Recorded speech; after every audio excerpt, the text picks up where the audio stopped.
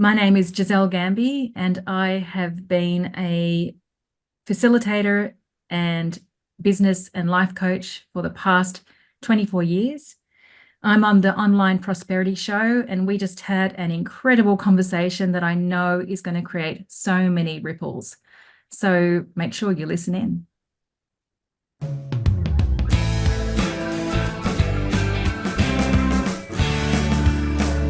Ladies and gentlemen, welcome to yet another exciting episode of the Online Prosperity Show. I'm your host, Prosper Taruvinga, and today, get ready for a roller coaster of inspiration and insight because we've got a guest like no other. And I think today's episode promises to be one of the best we've had in a while. So fasten your seatbelts and get ready to dive in the world of transformation with our extraordinary guest. Now, Gisele, how are you doing today? I'm really happy to be here with you. You make me smile. Oh, fantastic. Well, Yeah. it takes two to tango. If you had just been sitting there and just been judging me, I would have been very nervous and maybe there wouldn't have been anything else. But that's not what we're here for. We're here to hear your story and everything else that makes you smile like that. And let's jump right in. Now, Gisele, tell us a little bit about yourself and what it is that you do to help people. Yeah, so I've been facilitating and coaching since 2004. So for the past 10 years, I've been running a mastermind, and I've been supporting people who desire more, who are called into more, who feel like there's more for them. And the thing about me, because it's a reflection of my life, I have this thing that I'm able to see what that breakthrough shift in perception is, the one that changes everything. Because that's been, my life has been created from those break shifts in perception. Wow, that's pretty amazing because so many people, they facilitate these workshops or masterminds just simply having walked through a bunch of calls, over a weekend, or read a book or subscribed to a course, and they call themselves, like a coach or a mindset person or things of that nature. But for you, it wasn't like that. Not at all. No, it's all been through my life experience. People ask me, what qualifications do you have? I do have qualifications, but I say my highest qualification is the University of Life. Absolutely. Right? The Yeah.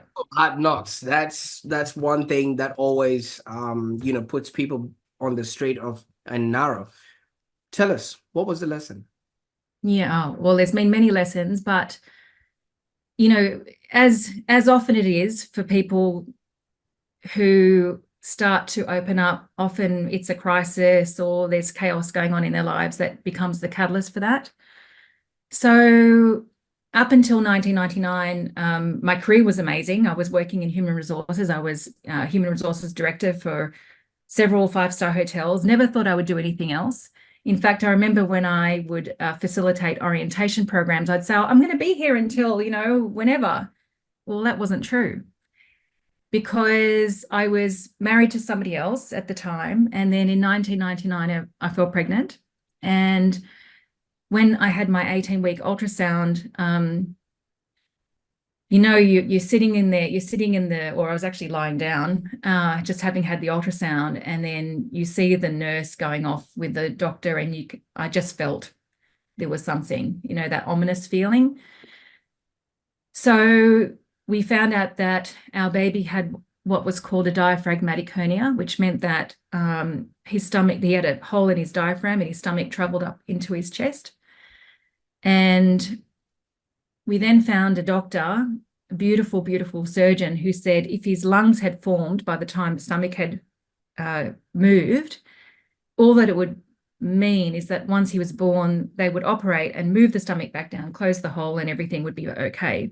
And they would live, the baby would live a perfectly normal life, but there was only a 7% chance of survival. Wow. If the 7% chance that the lungs had been formed, and it would be totally different now, 2024, it would be totally different. But in 1999, my intuition said, let's go ahead with the pregnancy.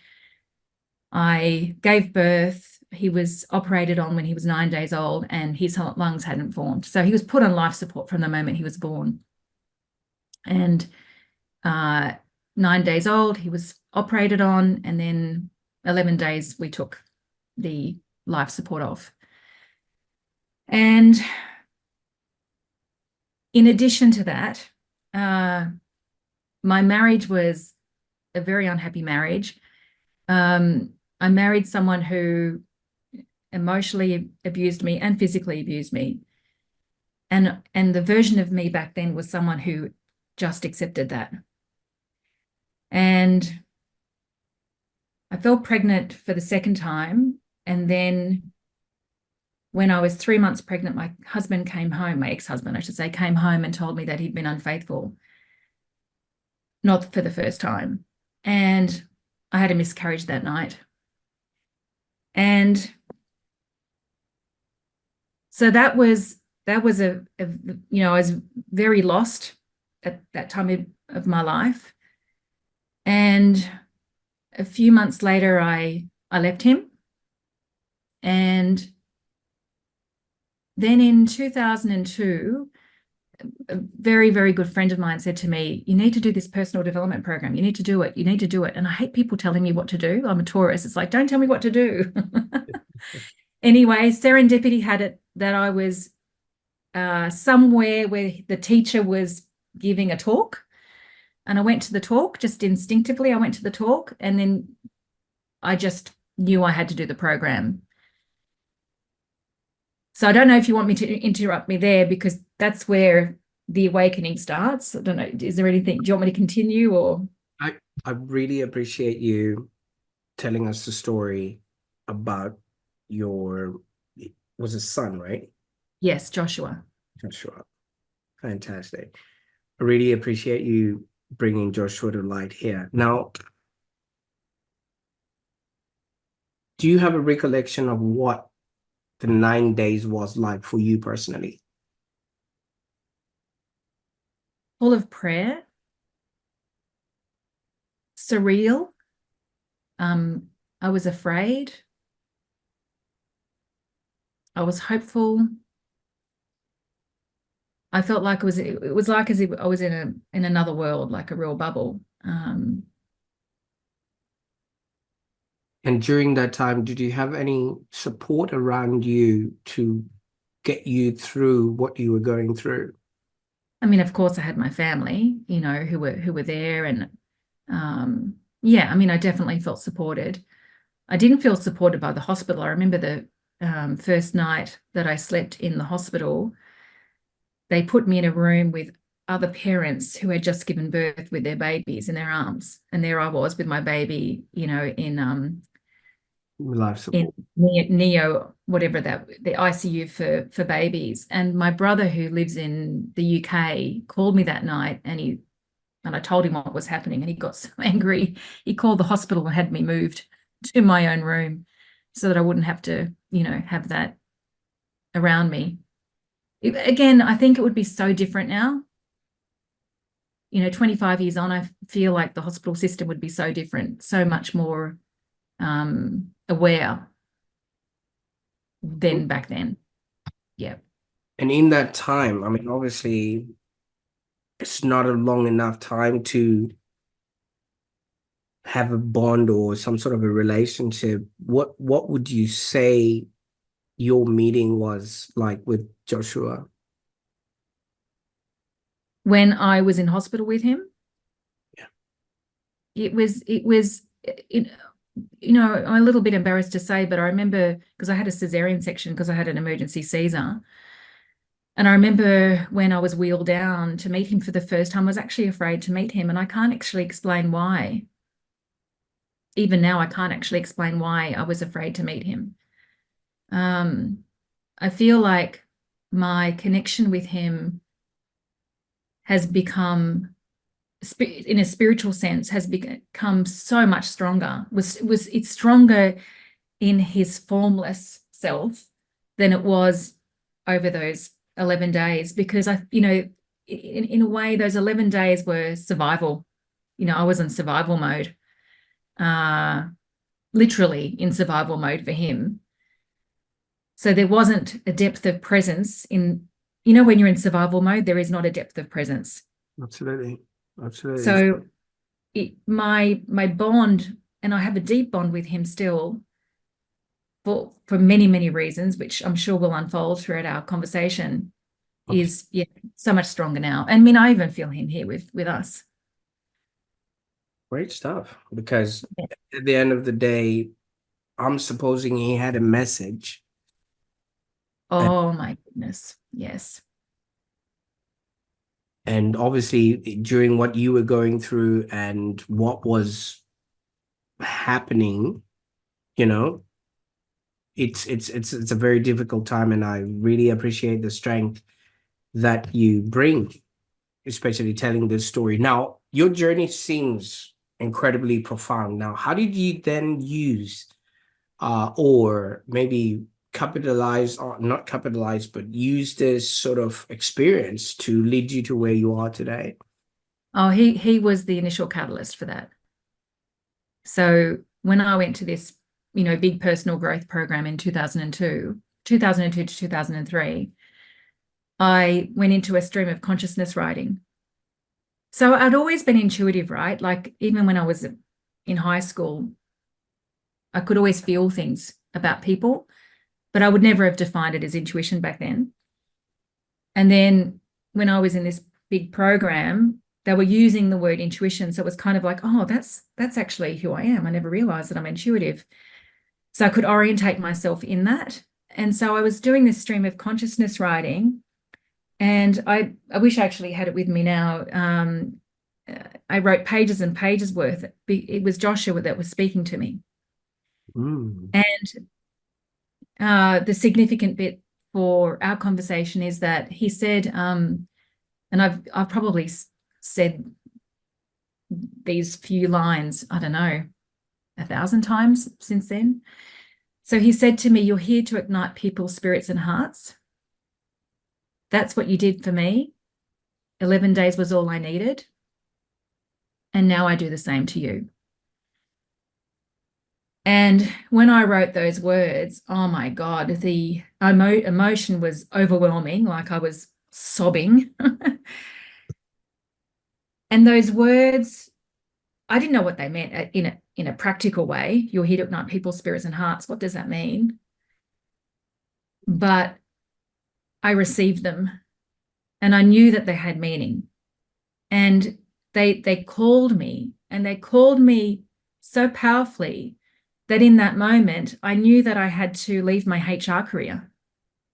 Because if I continued on for another 5 years, 10 years, whatever, those words would just dissolve. I knew that in that moment. And so I made a decision in that moment that I would leave. Okay, I didn't leave in that moment.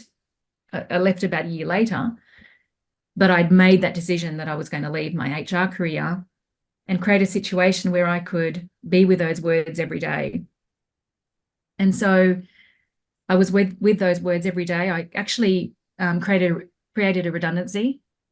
So my boss came to me and he said, "We need to make this person in your team redundant." And I said, "No, no, no. Don't make them redundant, make me redundant, because I've done my job. What I needed to do, I'd done." So I was made redundant. And then every day I tuned in for 6 months. What does this mean? What does this mean? What does this mean? What does this mean?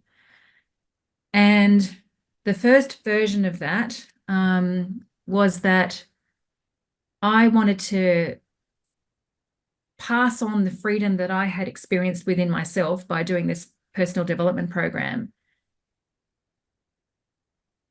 And how the freedom came about for me was that I took 100% personal responsibility for my life. So as you can imagine, I played the role of victim. Up until that point, I played the role of victim very, very well. You know, the marriage, the baby, like perfect storyline for victimhood, right?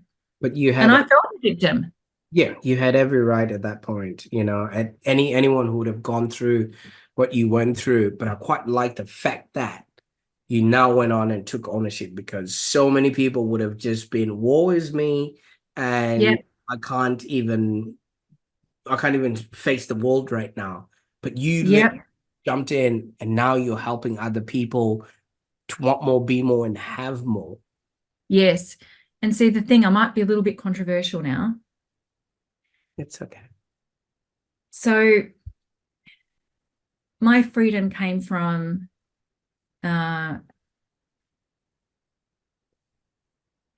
two ways of thinking. One of them was that I took responsibility for, the marriage that I had, the fact that I accepted that kind of behavior. I never realized that what was sitting in the background was a whole lot of unworthiness.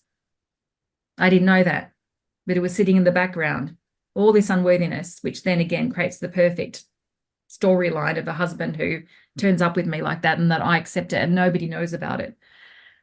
So I took responsibility for that. I felt free once I that was done. That was never going to ever happen again. And then the other piece, and this is the controversial piece, was because Joshua had said to me, "You're here to ignite people's spirits and hearts." And then I started to feel like I had this, I felt like I had such a calling in life. I felt like my life had a much more profound purpose to what it had been up until that point. That meeting that purpose also enabled my freedom. And, you were talking about before, I could have gone ahead with my life, woe is me in my life. And this is the controversial bit. I could have gone down the trauma path for decades and decades and decades and decades, and maybe have ended my life, when I'm 80 or whatever, still in the trauma of that experience. And yet, when I know through that experience, I came to know that there's divine perfection in everything. And I know some people, even people that I coach, when I present that idea to them, like, because some of the people I work with have cancer. Like, one of them literally said he wanted to punch me through through Zoom, when I said to him, let me propose that, and that cancer is your friend and not your foe. He said, I literally wanted to punch you through Zoom. Yet it's that way of seeing life that enables freedom without, not with negating our humanity, like feeling all the feelings and acknowledging it all and, going through that process, but knowing that there's divine perfection in our lives, even if we can't first see it, gets us out of that trauma cycle. Absolutely. Yeah, Absolutely. it elevates us. Yeah, because I'm going to say this with utmost love and respect. What if Josh didn't want to come into that you had created for him? I would never be where I'm at right now. I Yeah. would have, With what right? with what I'm saying is the divine intervention and the divine things that we don't know, and Yes, Josh having been a gift that came at that yes. particular time. What if he did not want to come into what you had as a life? Wow, I don't know the answer to that. I've never ever considered that. And and I've never considered that. Because from what you tell me, it wasn't something that any self-respecting person would have wanted to be a part of. You didn't even stick around after that. A few years later, I had somebody that I was working with in HR, beautiful lady called Ruth. I'm in Sydney, she was in Perth. And she said to me, and this was all new to me. She said to me, my husband channels. She said, my husband holds a weekly group where we connect and channel together. And would you like us to bring Joshua into the mix? Right. And I said, yes, please. Yeah. So that was all new to me. I'd never experienced anything like that. And so then she called me, or he called me, I can't remember who it was. And they said to me, did you have a little black dog? I said, yes. So I did have a little black dog. And she said to me that she said to say to you, don't feel guilty. And I won't go into that, but why I'm bringing in the dog in was because it's kind of was like, oh my God, there was evidence there. Like what they're about to tell me, like they knew that about my life.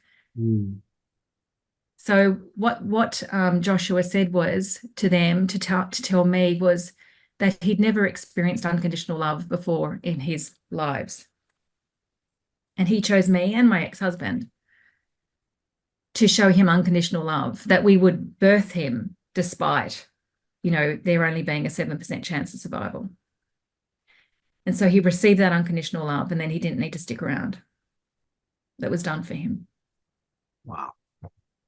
Yeah. That's it.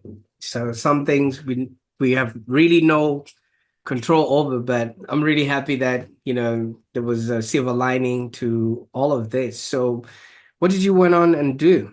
You seem like you've really, really turned your life around now, and so many people are shaking you up and saying, because of you, I did not give up. Well, I feel like, and often, because clients know my story, they say Joshua was the initial catalyst. He was the initial one, that the initial pebble that created so many ripples. And that makes me so happy. So what I first did in 2004 was I designed a 6-month program for corporates where I would take them to a place of personal responsibility for their lives, so that they would see, is it unworthiness, not good enoughness, powerlessness, not belonging, all those different types of beliefs that sit in the background that shape our lives. I really, really wanted to bring that into corporates, because having been in HR, a lot of what I dealt with was politics, blame, judgment, conflict. And I thought, if I could get people to take responsibility for the reality that they're creating, that would be a totally different story in the corporate world. Absolutely. And the other thing that I really wanted to bring to the corporate world was the power of intuition. Right? For the intelligence that we gain from intuition, the creativity, the inspiration, the innovation that we gain from intuition. So I designed this 6-month program, and I called all the people who I knew who had their own businesses. And one person, his name is Morris Goldberg, who had a financial services company, said to me, why don't you come in and pitch to us? Wow. So I had my first laptop, and I would go to my parents' house. My dad was still alive then. I would go to my parents' house, and I would pitch to my parents, practicing this pitch, practicing this pitch, practicing this pitch. And I laugh because, one of my premises now is authenticity is profitable. And yes, it was authentic, but it was also rote learned. I knew every word to say in this pitch rather than just being in the moment. And anyway, I got the job and I ended up working with that company for a few years. But the interesting thing was we took the people away for the first 4 days of this program to the Hunter Valley. And after those 4 days, because it's so transformative, right? You understand how you've created your reality. You see the divine perfection of it. You're connected to your intuition. As I said, inspiration's coming, new directions coming. They wanted us to go and facilitate the same 4 days to their life partners, to their husbands and wives. All right. So I did that. And then that was a plan that I didn't make, right? And 2004, that was the ball that rolled a whole lot easier, the personal rather than the corporate. So I stayed with this financial services company for a few years, but the personal arm just rolled. I never expected that. Sometimes, the universe is always conspiring in our favor to give us, the tools, the people, the things that just bring us to all of ourselves. Now, you keep talking about intuition for, obviously, I just want to integrate our viewers here a little bit. I keep hearing voices in my head, and some of them are like, I'm hungry. Some of them are like, they're being funny to you. How do you define intuition, and how do people seek it out? Because so much happens to people, and for you, it seems like it's the one thing that has really catapulted your career. Yeah. Listen, within, not sort of with outside of you. Well, I mean, I think you just described it. It is listening within, right? Because the voices in your head, the voices are like, opinions, judgments, advice, all the shooting that you should do, the following other people, what they're doing. And, it's transactional, it's mechanical, it's it's linear, it's sequential. It's all to do with the how, right? Whereas intuition is a lot quieter. It's from within. Having said, it also can be quite loud. Like sometimes I can feel a real smack. You know, sometimes it wants to smack me in the head, like, are you going to get it? And, you know, this is what I say to my clients, and it's such a non-negotiable for me. It's a practice. It's a practice. Like you cannot, actually, I'll say it differently. Some people will only want to turn their intuition on when there's need. In other words, when there's lack, when they need to. No. For me, you can see the non-negotiable in me. For me, the people that I work with, they have to practice it. And so I say to them, meditate, meditate, meditate, meditate, meditate. Not necessarily in the crossed leg, closed eyes position. You know, it's not that way. Go for a walk. Go and log out of your rational mind. I go for a walk every morning. You know, I live by the beach. I log out of this. I open myself up. I listen. I sometimes listen to podcasts. I listen to music. It opens me.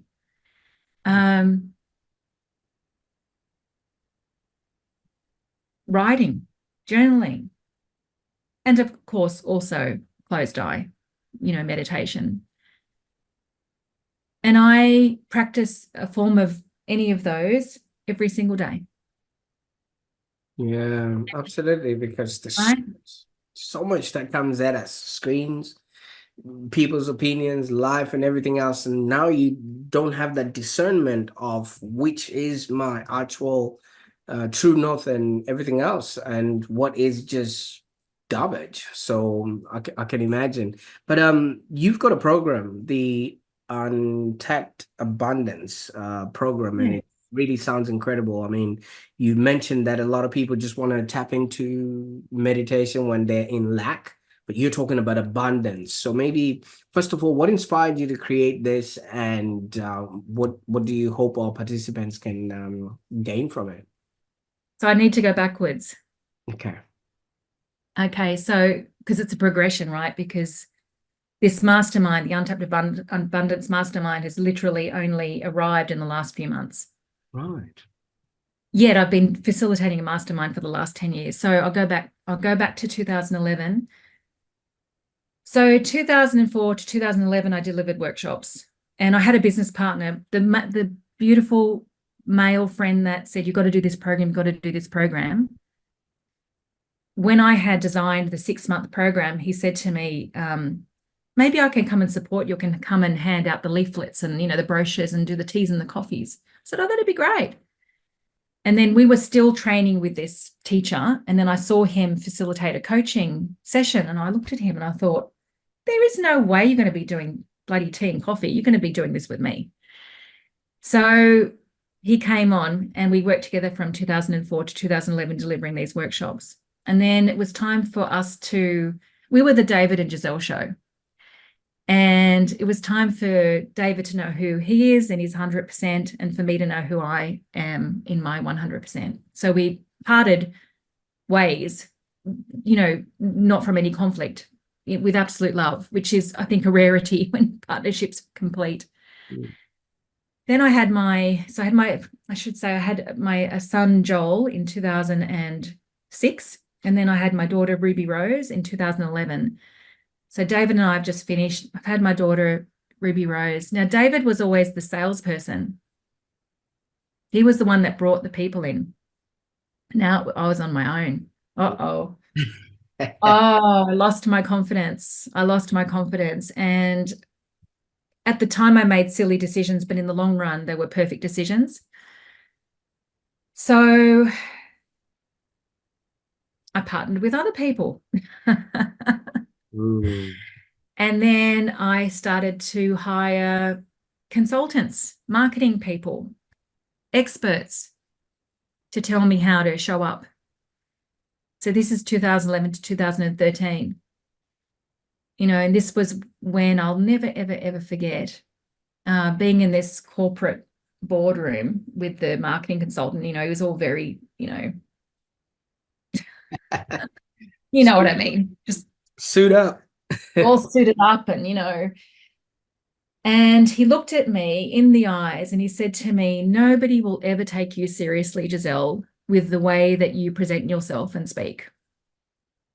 And when he said that to me, I felt tiny. I felt so tiny. I felt so small. And I went, okay, and handed all my power to him and employed their marketing strategies. And I would go and pitch to corporates at this point. And every time I'd go and pitch, my body was riddled with anxiety. Oh, the pain in my body. And then I would turn up and try, you know, put on this performance and this learnt, and, you know, nothing happened, right? No business came in. And then the catalyst was this. It was kind of, I think, around 3/4 of the way through 2013. And we had decided as a team to invite these CEOs of medium businesses to come to a 3-day program for like $250 each, where we would show our wares and so we could prove ourselves. And if we proved ourselves, maybe they would buy us. So here it was my turn to facilitate, and I'm facilitating. I'm starting to feel anxiety. And normally when I had felt anxiety in the past, when I was facilitating it, it was like my body was saying, oh, who's in the room? Who's feeling anxious? Right? It was like my body was picking up on other people. So I did that. Who, oh yeah, this person over here and this person, we process. And the anxiety stayed. I'm like, what the hell's going on? So we have a break and I go outside and I sit down and I start to shake. My jaw was shaking, my legs shaking. I'm thinking, what the hell? I didn't know what was going on. There's a hospital up the road and I'm thinking I might be end up going to hospital. I didn't realize it was the first time I'd ever had a panic attack. Oh, wow. I didn't know. Hadn't had one before, so I didn't know that's what it was. And then my colleagues told me, you're having a panic attack. Anyway, somehow I pulled myself together and I continued to facilitate. Don't know how, but I did it. But when the program was finished, I thought, I'm done. Never again. Never again. So I went dark for a few months, right? Because I didn't know, I felt helpless. I didn't know which way forward. I loved what I did, but I didn't know how to make it profitable. I didn't know how to bring people in. And then one day I was going for a run and the strangest thing happened. I heard this message, his intuition saying, stop and meditate. Oh, wow. Like, what? I'm running. Stop and meditate. So I stopped this freshwater headland. I sat on a bench. I closed my eyes. I had sunglasses on. And in my mind's eye, I saw the divine perfection of it all. Wow. What I saw was I was crying. I saw that here I was, someone who'd found their calling, you know, who had, from 2004 to 2011 had, you know, a lot of deepening into the work, into my work, a lot of integration, everything I was integrating, I was teaching, but I didn't know how to make it profitable. And I had tried everything that everybody else had told me to. And I knew that it didn't work. And then the epiphany was, oh my God, there's so many people still out there doing all the things that I've been doing that don't work. I'm actually not here for everybody. I'm here for those people. Crying. I was in so much reverence for the process. I went home and I've always loved to write. And actually, yeah, I won't say that. I've always loved to write. Just wrote this thing, had typed it out. And then I read it and I thought, actually, maybe somebody would like to read this. I had been writing on Facebook, mind you, and I had lot of people comment, but I had never realized that I could actually attach an offering to that. Mm. So I thought, you know what? I'm at a point now where I don't really care what people think of me. Like I was free from that now, right? I'd cared so much. Now I didn't care less. So I'm going to attach an offering, a 6-month offering, and I think I put a $10,000 price on it, just like that. just like that. And I was supposed to go to a networking event that night, which I don't like networking. I thought, nope, not doing that. Just going to put this thing on Facebook. I had 2 people who I didn't know message me, and over Facebook Messenger, just being with my intuition and feeling into them and saying, this is what's going on, as simple as that, they signed up. 2 people signed up that night to I'd never charged $10,000 before, to a $10,000 program. From that anxiety on stage to 20K in signups just because you went back in. Yep. I just couldn't, I just couldn't believe it. So from that moment onwards, that's when I put my big girl pants, and it really felt like big girl pants. Like I really felt like this was big girl pants time. And actually I feel it again now in 2024. So I put on my first mastermind. And yeah, that's what's been happening for the past 10 years. Congratulations. Now, where's that marketing guy now who was all high and mighty in I his know.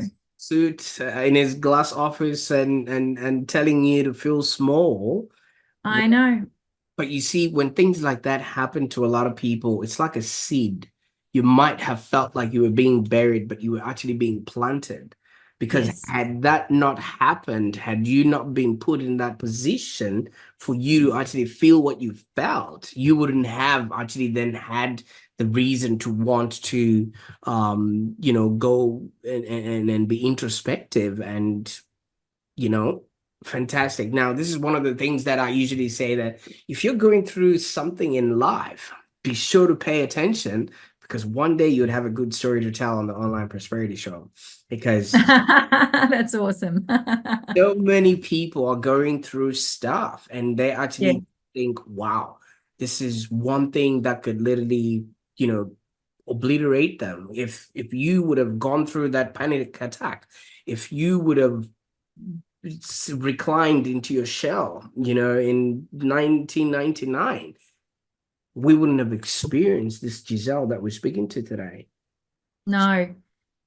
And that's why when things aren't going right or well, or they feel small, or I always say to myself now, had 1999 not happened, had, that panic attack, delivering that program and feeling this little not happen, I would not have experienced the amazing last 10 years that I've experienced. And so now I can go to the Untapped, because that's the background. Now I can go to the Untapped Abundance Mastermind. So in June last year, I've been running the Catalyst Mastermind for the last 10 years.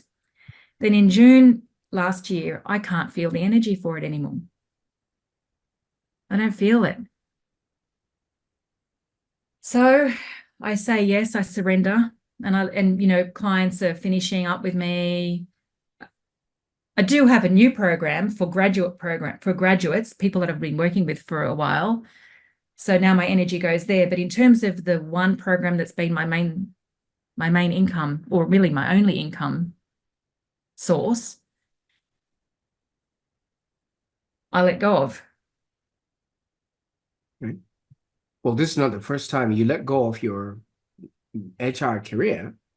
No, that's right. So here I am again, right? And yeah, so cash flow isn't as awesome as it was, right? Since June last year. And then end of last year in January, I start feeling that what once felt enormous to me, right? the mastermind, the Catalyst Mastermind, and also I have been running retreats overseas, now doesn't feel enormous anymore. It feels it feels a part of me. But now I feel like there's a whole other, the container wants to be filled with other things now, in addition. So when I received that feeling, and this feeling, as I said, I feel like I'm going through another big girl pants time now, because I feel like my energy wants to be big. I want to be big. Absolutely. The reason why I want to be big is because there's been so many ripples that have happened over the last, since 2004. So many ripples, which is why I do what I do. Yeah. I want to create more and more and more and more and more of them. Fantastic. So I want to grow the community, right? See, go ahead. That's the thing about the work that we do. If you plant a seed, an apple seed, there's no telling how many apples are in that. And so many people they can't see this. They don't have an opportunity to experience this, the highs, the lows, and still be present enough to want to contribute to other people so they can have more, be more, and do more. So for somebody who's quite intrigued to this conversation right now, and thank you so much for playing with me. I mean, obviously there's so much of your life that we're just exploring right now, and I really appreciate you bringing this to us. What would be the best way that people can get a hold of you? Through my website, www.giselegambi.com.au, and also Facebook. I'm not much of an Instagram girl. I try to get on there. I'm not much of a LinkedIn girl. I try to get on there. Amazing that you and I found each other through LinkedIn. I'm more of a Facebook girl. So you can try me all those ways, but I'm definitely on Facebook and through the website. Absolutely. Now, you see, the thing about connecting is, like I told you at the start, you're not going to believe this, but I haven't been on Facebook for the last 4 years. And so the fact that our paths crossed and they connected at the time that they did, serendipity just does happen. But another thing that you didn't quite mention, you also have led retreats in Kenya, and I know. got a really surprising passion for reality TV. Was that because that was inspired by the David and Gisele show, or? No. This was so I'm now in 2013. So now I'm back on, right? Yeah. Back in the flow. Oh no, it was 2014, and I'm facilitating a retreat in the Hunter Valley for the clients that had come on the mastermind. Absolutely. People are in meditation. I'm in meditation, and all of a sudden I get a message, connect with Michelle. Now, Michelle I call her my sister. She's not by blood, but she's my sister. She's also a peer. She's a coach, and she moved to Kenya 10 years ago.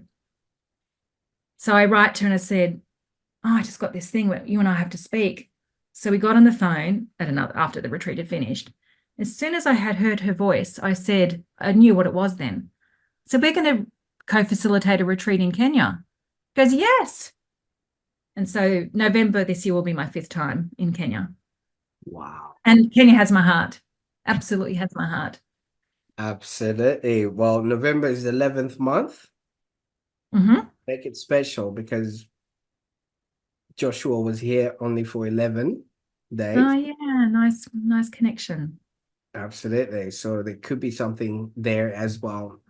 Each month will represent every single day that you're going to bring it all together. And, that's where it all started. Now, what else can people expect from you now moving forward? Because this is all exciting. We know where you've been. We know, what you've been working on. And you now want to wear your big girl pants. So I think this is the time to declare. So okay. All right. So one of the things that I've seen that makes me really, really happy is generosity is a big thing for me, and community is a big thing for me. So there are people that I've coached for many years who are amazing at what they do. So in the Untapped Abundance Mastermind, I will be bringing them on board. So people won't just get me now. They'll have, people who are pranic energy healers, people who are energy alignment practitioners. We have marketers, we have branding people, we have consultants, we have a medium, we have a corporate executive, a consultant. Like there's a plethora of expertise that people will now have access to as part of the one mastermind. So that makes me really happy because I feel like that's just going to make I call the community the divine ecosystem. It's just going to grow the divine ecosystem exponentially. And the other thing that I'll be doing is that I'll be making myself more available because the mastermind, not everybody can give themselves the mastermind. No. From a mindset point of view, from a practical point of view, from a financial point of view. So I'll be putting on more programs because I love to teach. So I'll be putting on more programs that are more available to more people with huge intention from me that they will have their own breakthrough shifts in perception in those programs. I like that. So that's my big girl pants. Increased capacity, right? Sometimes I think the thought goes, oh my God, do I have the capacity to hold all of this? Yeah. Well, the thing is, you put the intention out there, the people are going to come through and they will help you build this. And I feel like what you're creating is it takes a village to raise a kid.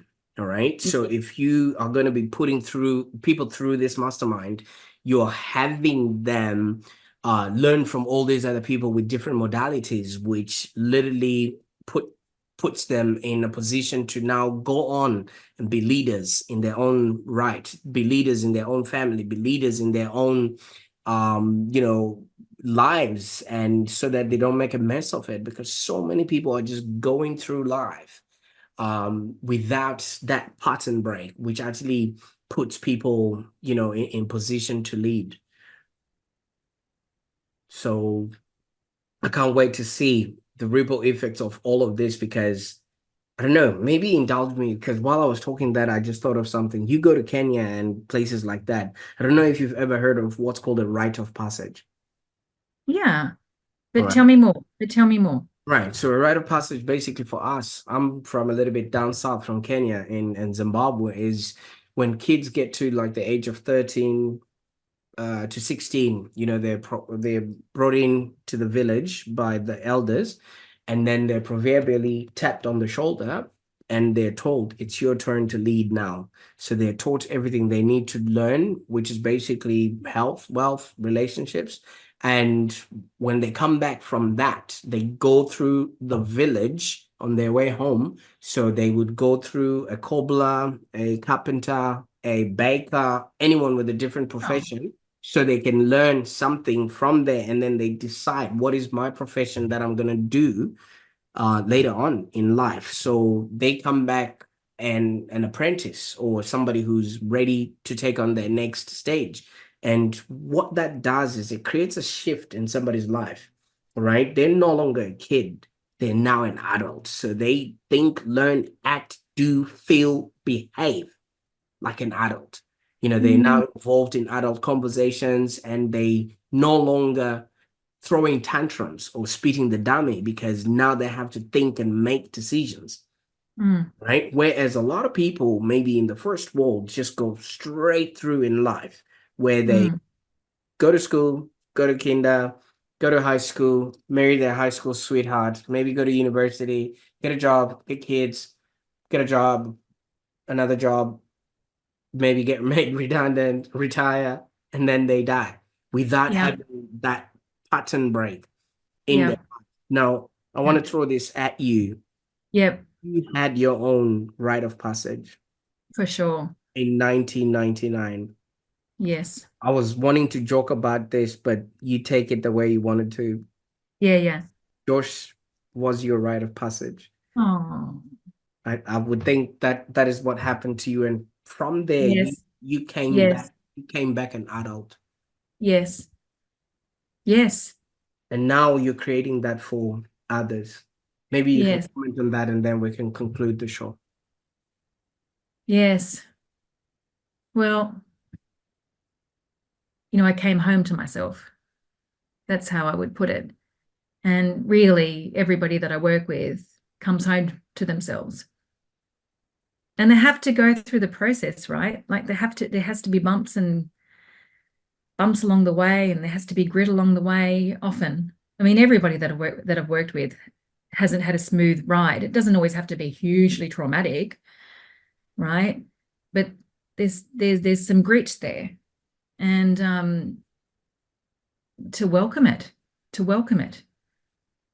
Because as you said, without that, without going through that rite of passage and coming home to self, I think we leave this life unfinished, unfulfilled. It's interesting, that word, isn't it? Not full. Don't leave this life full. So to embrace it, and to find people that can support, because we don't have to do it. We're not meant to do it on our own, as you just described with your rite of passage in Zimbabwe. Not meant to do it on your own. And I'm so grateful for all the teachers. I've had many teachers. I still have. I've been working, oh my God, I'm working with several people right now. One person it's my 6th year with him. He's been coaching me for 6 years, not because I need him, right, anymore. It's not that from that place, but because I enjoy it. It fills me. It's like taking a shower. You just don't take a shower once and you walk out and you're like, yeah, I'm good for the time. Yeah. No. Fantastic. Well, how about that? Now, as we wrap up, I mean, obviously, I think I've done a lot more talking in this show. Is there anything else you'd like to maybe share? Any final words of encouragement to our audience? Yeah, I think just to the point that we just spoke about, that you can't go and it's not like as if you can go to the petrol pump once, right? Or it's not like as if you're going to go and learn a soccer lesson and all of a sudden you know how to play soccer, right? For me, this is lifelong. Yeah. Till the day that I die, I hope that I'll continue growing and learning. And so that's what I encourage for people, because it feels so good. Not always, but overall it feels so good. I mean, this level of connection, even just, you and I, it's the first time that we've ever met. I mean, for me, this is everything. Thank you. Well, I think we need to give a bit closure to this episode. I mean, we've all established that Joshua is how it all started, and it will be apropos for us to conclude this episode, in his light and everything else. If Joshua would have been there today, how old would he have been? 24 today, right? 25 in February. Yeah. 25 into February. Yeah, it's crazy. What sort of words would you want to have given him on his 25th birthday? Or what do you want him to know about who you've become because he was here?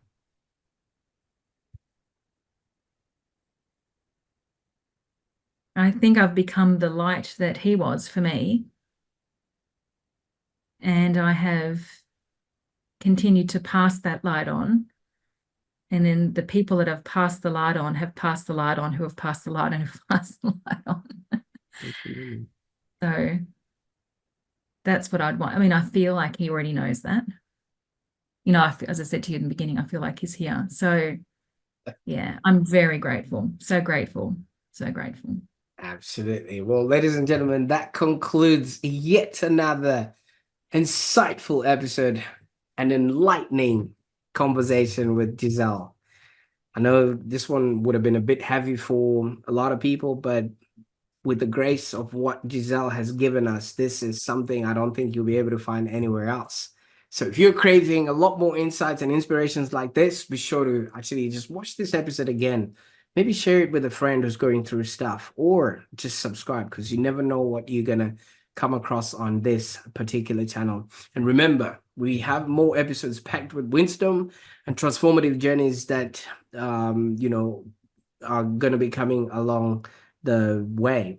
Now, Gisele, thank you so much. Thank you, so much, Prosper. as your life story and your experience have so much value for a lot of people that may not have been realizing that they needed to hear what you say today. So as you Thank say, ripple effects that are going to be going in, I think we've planted a seed today. Who knows Yes. how many apples are in that seed? Yes. Until next time, ladies and gentlemen, stay inspired, stay empowered, and just keep chasing those dreams. Bye for now.